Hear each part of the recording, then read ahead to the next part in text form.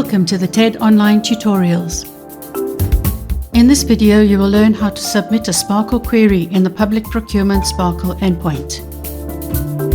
Here we are in the Public Procurement SPARQL endpoint. Paste your query into the query text window, overwriting the text that's already there.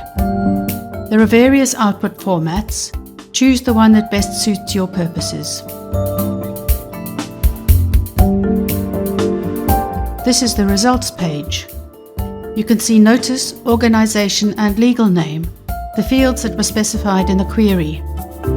If you are running this query as part 1 of the Excel query method, make sure you choose HTML as the output and copy the results URL to the clipboard to use in step 2. You will paste it into Excel to manipulate the results data.